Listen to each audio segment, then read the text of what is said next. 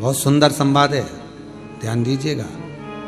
जिसके घर में कमाने वाले दो चार हैं, पैसा तो आ रहा है पर घर में टिक नहीं रहा, डॉक्टर में, पुलिस में, एक्सीडेंट आदि में, कहीं गलत जगह पर व्यसन में अगर पैसा जा रहा है, जुए में, मांसाहार, मदिरा पान, या कहीं आया पैसा, पैसा आने में कमी नहीं, आ रहा है पर टिक नहीं रहा, रुक नहीं रहा, कोई मांगने आ गया, दे दिया, फिर वहां से अपने पास नहीं आ रहा, अपन कह रहे हैं भैया हमारा पैसा लौटा दो, नहीं आ रहा। तो महाराज शिव महापुराण की कथा कहती है, एकादशी के दिन गंगा के जल में मात्र 7 बेलपत्री डालकर जो नंदीश्वर भगवान अर्थात जो शंकर जी के शिवलिंग के सामने नंदी होता है, उस नंदी के चरण पर गंगा का जल चढ़ाकर बेलपत्री शिव पर समर्पित कर देता है, उसके घर में रुपया रुकना चालू हो जाता है, फिर वो गलत जगह पर नहीं जाता, गलत स्थान पर वो धन जाएगा ही नहीं।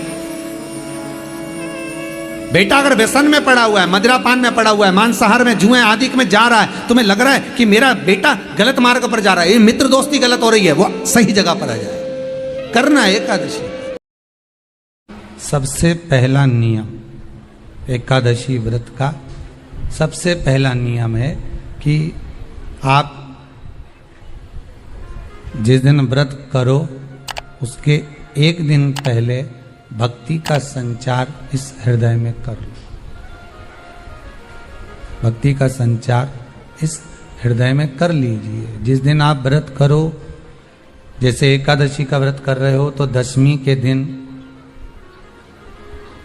शाम का समय जब आवे, रात्रि जब होने लगे, शाम का समय आवे और रात्रि का आप जब भोजन ग्रहण करो तो उस भोजन में कोई ऐसा पदार्थ ग्रहण मत करिए जिस पदार्थ के कारण आपकी एकादशी बिगड़ जाए।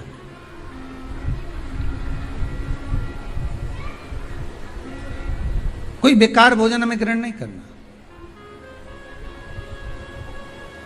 श्रेष्ठ भोजन ग्रहण करिए दशमी के दिन। और एकादशी का दूसरा नियम बहुत ध्यान से सुनिएगा, जिस दिन आपकी एकादशी का व्रत हो उस दिन प्रयास करिएगा कि अपने हाथ से किसी भी वृक्ष की कोई पत्ती टूटे ना।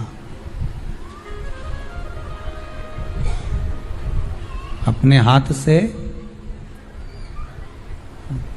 किसी भी वृक्ष की, पौधे की, किसी भी वृक्ष की पत्ती अपने हाथ से ना टूटे। बहुत ध्यान दीजिएगा महाराज। एकादशी का ये दूसरा नियम है कि अपने हाथ से किसी पौधे की, किसी वृक्ष की, किसी डाली की कोई पत्ती टूटे ना, कोई पत्ती ना टूटे, इसका प्रयास करिए।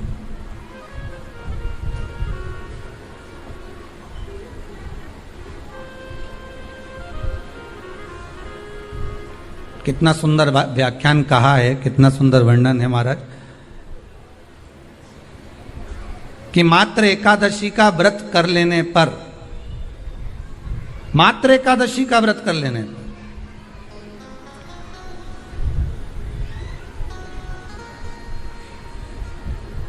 जो पूर्व में किया गया हमारा पाप कर्म है, हमने किसी जीव की हत्या करी है, हमने किसी को कष्ट प्रदान करा है, हमने किसी को अपशब्द कहा है, हमने किसी को ताने दिए, हमने किसी को आड़ा टेढ़ा कहा है, हमने किसी को गालियां दे दी है, मात्र एकादशी का व्रत ही कर लेने पर ये सारे जो दोष हैं वो समाप्त हो जाते हैं।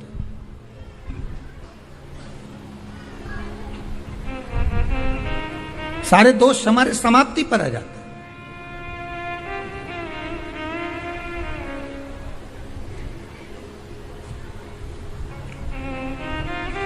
अब एक विचार करिएगा थोड़ा सा अपने मन में, अपने चित्त में, अपनी वृत्ति में एक बात उतारिएगा, एक अपने मन में एक बात को उतार कर रखिएगा कि आप अपने पाप को, अपने पाप कर्म को जिस दिन छिन्न करने वाले हो, समाप्त करने वाले हो, अपने पाप को आप जिस दिन समाप्ति पर लेकर जा रहे हो, तो उसके एक दिन पहले आपको प्रसन्नता होना चाहिए कि नहीं होना चाहिए कि कल मेरा पाप कटने वाला है, कल मेरा पाप समाप्त होने वाला है। जो मैंने पाप कर्म करा है वो समाप्त होगा, जो मैंने पाप कर्म करा है वो कल समाप्त हो जाएगा। तो एक दिन पहले आपके चेहरे पर प्रसन्नता हो कि ना हो?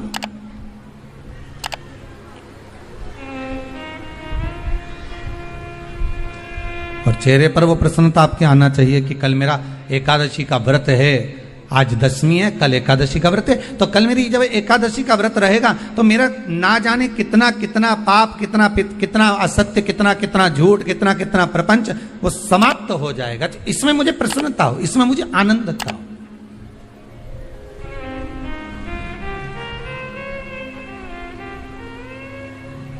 तो क्या कहा गया कि प्रयास करिएगा कि एकादशी के दिन कोई वृक्ष की, कोई डाली की, कोई कौपल की कोई पत्ती ना तोड़ी जाए। क्यों? तो कहा अगर उस पत्ती को हम तोड़ देते हैं, वृक्ष की पत्ती को या क्यारे में लगी हुई कोई डाली की पत्ती को हम तोड़ देते हैं तो एकादशी का पुण्य फल प्राप्त नहीं होता, एकादशी का कोई फल हमारे खाते में नहीं जाता, पुण्य फल प्राप्त। अब फिर भले तुम चाहे तुमने मोरदन खाया हो, चाहे तुमने फिर चिप्स खाई हो, चाहे तुमने फिर व्रत का कितना ही सामान खा गए हो और तुमने सोचा कि आज मेरी एकादशी है, तो फिर उसका कोई फल प्राप्त नहीं है, उसका कोई सुख प्राप्त नहीं है आपको, फिर उसका कोई आनंद प्राप्त नहीं है आपको, फिर उसमें कोई आनंद की अनुभूति आपको नहीं मिल रही है। कितनी एकादशी है? जम के बोलो। 26। जो भगवान विष्णु के पास जाकर निवेदन करी थी वो निर्जला थी, निर्जला। इसलिए सारी एकादशियों में निर्जला एकादशी की महत्वता शास्त्र प्रमाण करता है महाराज। पर हिंदू धर्म के 3 व्रत ऐसे बता दिए जिन व्रतों का पुण्य समाप्त नहीं हुआ।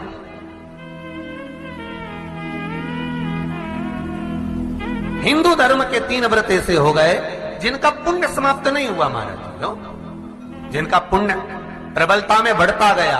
पहले नंबर पर एकादशी, दूसरे नंबर पर प्रदोष और तीसरे नंबर पर शिवरात्रि।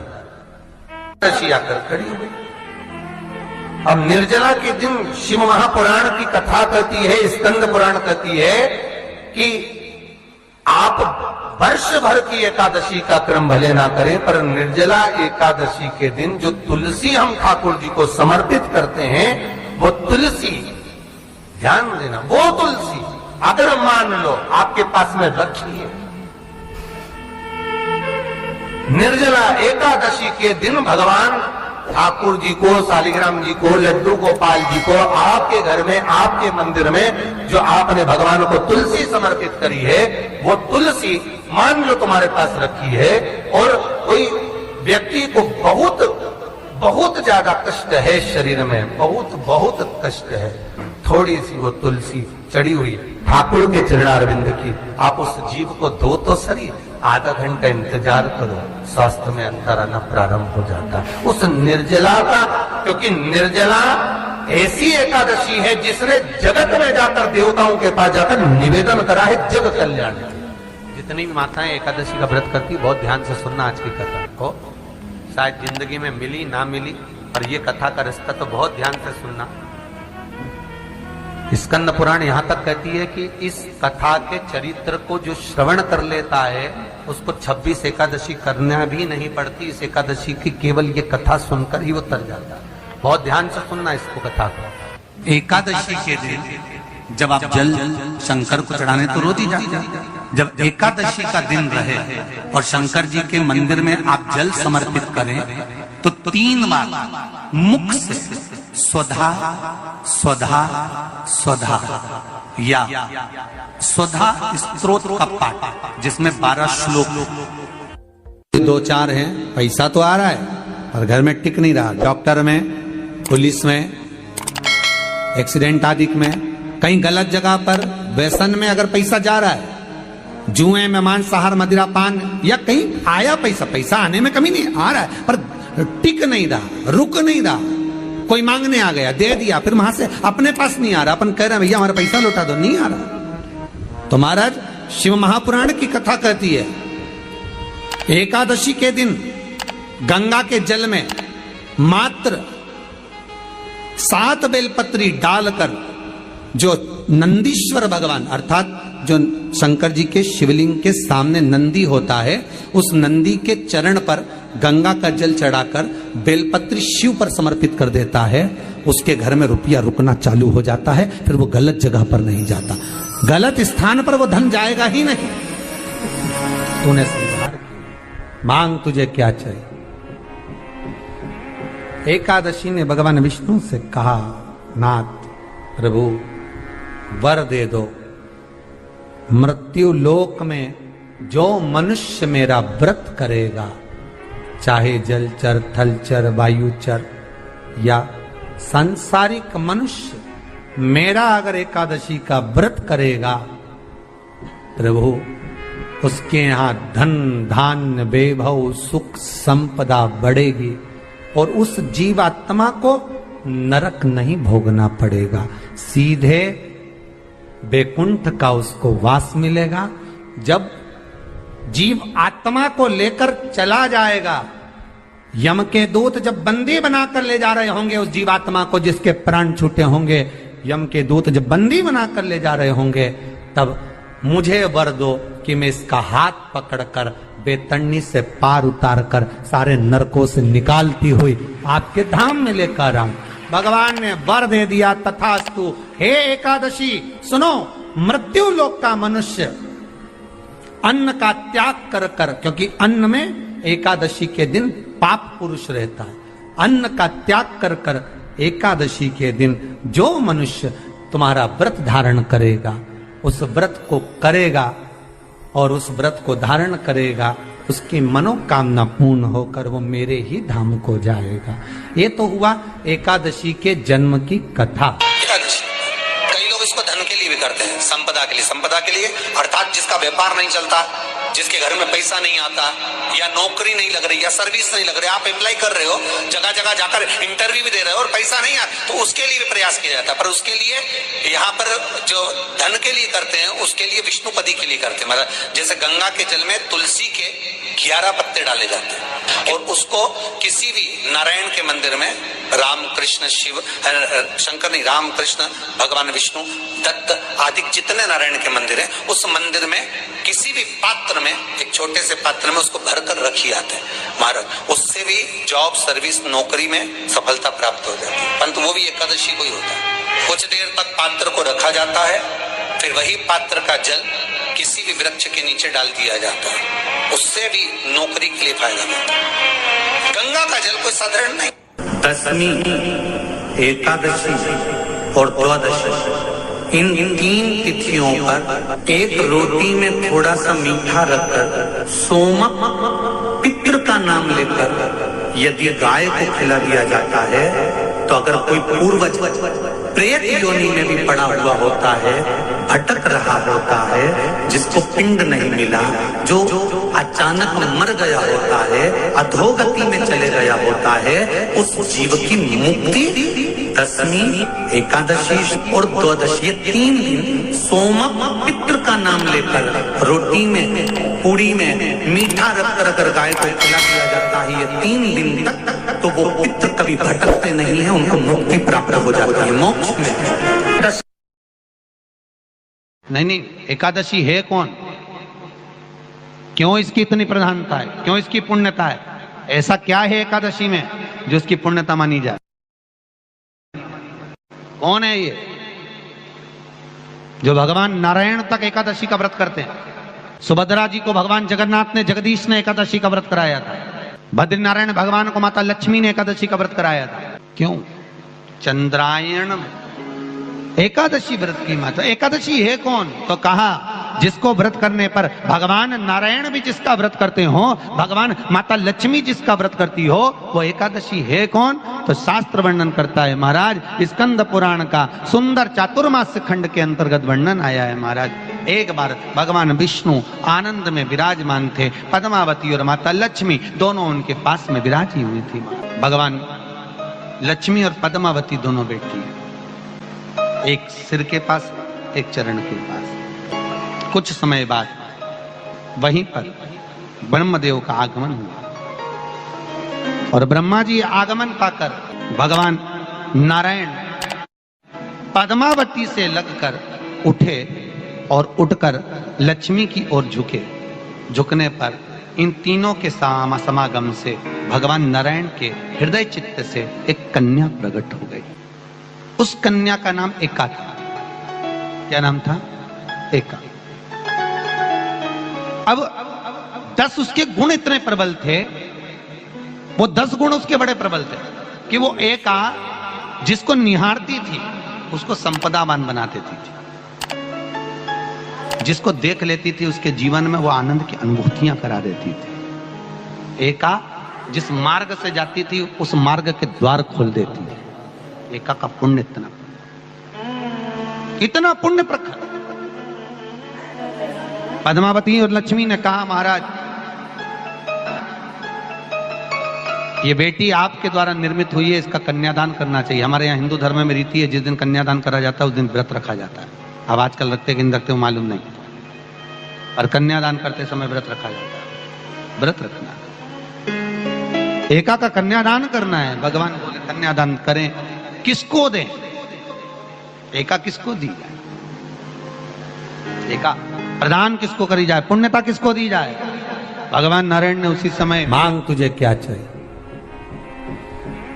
एकादशी ने भगवान विष्णु से कहा, नाथ प्रभु वर दे दो, मृत्यु लोक में जो मनुष्य मेरा व्रत करेगा, चाहे जलचर, थलचर, वायुचर या सांसारिक मनुष्य, मेरा अगर एकादशी का व्रत करेगा, प्रभु उसके यहां धन धान्य वैभव सुख संपदा बढ़ेगी और उस जीवात्मा को नरक नहीं भोगना पड़ेगा, सीधे वैकुंठ का उसको वास मिलेगा। जब जीव आत्मा को लेकर चला जाएगा, यम के दूत जब बंदी बनाकर ले जा रहे होंगे उस जीवात्मा को, जिसके प्राण छूटे होंगे, यम के दूत जब बंदी बनाकर ले जा रहे होंगे, तब मुझे वर दो कि मैं इसका हाथ पकड़कर बेतरनी से पार उतार कर सारे नरकों से निकालती हुई आपके धाम में लेकर आऊं। भगवान ने वर दे दिया, तथास्तु। हे एकादशी सुनो, मृत्यु लोक का मनुष्य अन्न का त्याग कर कर, क्योंकि अन्न में एकादशी के दिन पाप पुरुष रहता है, अन्न का त्याग कर कर एकादशी के दिन जो मनुष्य तुम्हारा व्रत धारण करेगा, उस व्रत को करेगा और उस व्रत को धारण करेगा, उसकी मनोकामना पूर्ण होकर वो मेरे ही धाम को जाएगा। ये तो हुआ एकादशी के जन्म की कथा। एकादशी के दिन शंकर भगवान को चावल का दाना चढ़ाना चाहिए कि नहीं चाहिए?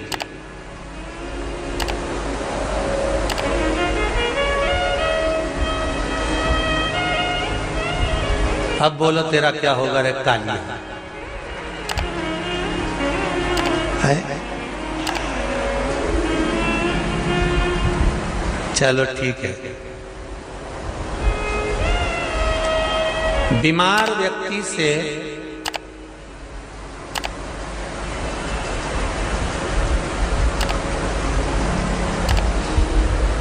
कोई बीमार व्यक्ति है, बहुत रोगीला, उसको बहुत रोग है, शुगर है, बीपी है, थायराइड है, सब कुछ है उसको, और वो रोगीला व्यक्ति जब डॉक्टर के पास जाकर पूछे, डॉक्टर साहब मेरी तबीयत ठीक नहीं रहती है, मैं बहुत कष्ट में रहती हूँ, बहुत तकलीफ है शरीर में, और अभी सावन का महीने का व्रत आ रहा है डॉक्टर साहब, 1 महीना में व्रत करती थी पहले, करूं कि नहीं करूं? तो डॉक्टर साहब क्या बोलेंगे? बोलते जाओ जरा जम के।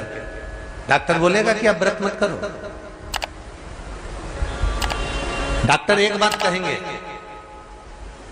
शरीर स्वस्थ रखना है, व्रत बाद में हो जाएगा, अगले वर्ष कर लेना, पर अभी शरीर को सही रखने के लिए दोनों समय अच्छे पेट भरकर सात्विक भोजन करो और अपने शरीर को ठीक करो।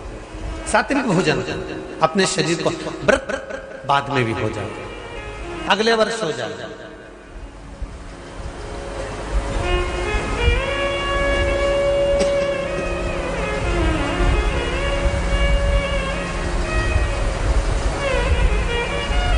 अभी तुम थोड़ा सवेरे 2 बिस्कुट ले लिया करो, सुबह नाश्ता ले लिया करो, भोजन ले लिया करो, फिर दोपहर में कुछ हल्का फुल्का लेकर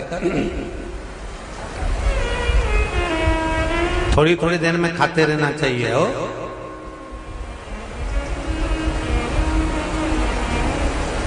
थोड़ा थोड़ा खाओ, थोड़ी थोड़ी देर में खाओ, एक साथ सुरसा जैसे मत निपटा जाए, थोड़ा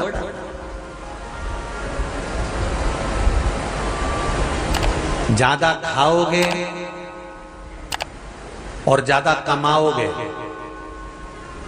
तो दूसरों को कष्ट नहीं होगा, कष्ट खुद को होगा। ज्यादा खाओगे अपाच्य हो जाएगा, रात की नींद उड़ जाएगी, शरीर में अच्छा नहीं लगेगा। ज्यादा कमाओगे, रात की नींद उड़ जाएगी, दुनिया की दृष्टि तुम पर पड़ जाएगी और तुम्हारी रातों की नींद चली जाएगी। कमाओ भी उतना जितना खर्च कर सको और खाओ भी उतना जितना पचा सको। अति सर्वस्व वर्जन। डॉक्टर कहेंगे ये तुम्हारा व्रत जो है ना अगले साल कर लेना, इस साल मत करिए, इस साल तो आराम से भोजन वोजन करो तुम लोग, बढ़िया प्रेम से खाओ पिए। तो उसी तरह किसी ने पूछा कि चावल का दाना एकादशी पर भगवान शंकर को चढ़ा सकते, चावल का दाना शंकर जी को चढ़ाते क्यों है, पहले तो वो समझ लो। बेलपत्री का तो महत्व आपको बार बार बताया कि बेलपत्री शिव जी को क्यों चढ़ाई जाती है, कहीं रोग के लिए, कहीं बीमारी के लिए, कहीं किस कार्य के लिए, कहीं कोई कार्य के लिए, कहीं कोई कार्य के लिए। चावल का दाना अगर हम शंकर भगवान को चढ़ा रहे हैं तो क्यों चढ़ा रहे हैं, उसका कारण क्या है? चावल का दाना शिव को चढ़ाने का केवल एक कारण रहता है कि चावल को अक्षत कहते हैं।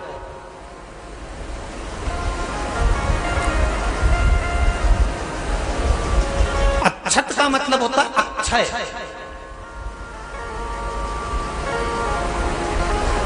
अभी हमारे यहां एक तिथि आने वाली है, अक्षय तृतीया। उसका मतलब क्या होता है? अक्षय, जिसका कभी क्षय ना हो।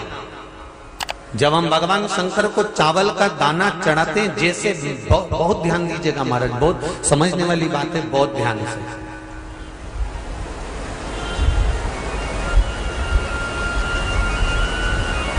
चावल का दाना हमारे मस्तक पर तिलक करने के बाद पंडित जी क्यों लगाते हैं कि भगवान जैसा समय आज चल रहा है, आप पूजन कर रहे हो, पाठ कर रहे हो, दान कर रहे हो, पुण्य कर रहे हो, सत्कर्म कर रहे हो, भजन कर रहे हो, मेरा देव अधिदेव महादेव, मेरा नारायण, मेरा सत्यनारायण भगवान, मेरा राम जी, मेरा विष्णु जी, मेरा भागवत मैया, मेरी रामायण मैया, ब्राह्मण मस्तक पर तिलक लगाने के बाद चावल इसलिए लगाता है कि जैसा समय आज चल रहा है, भगवान तुमको ऐसा ही समय बनाकर रखे और तुम ऐसे ही चार चांद लगाते रहो, दान पुण्य संकीर्तन करते रहो। इसलिए मस्तक पर चावल का दाना लगाया जाए।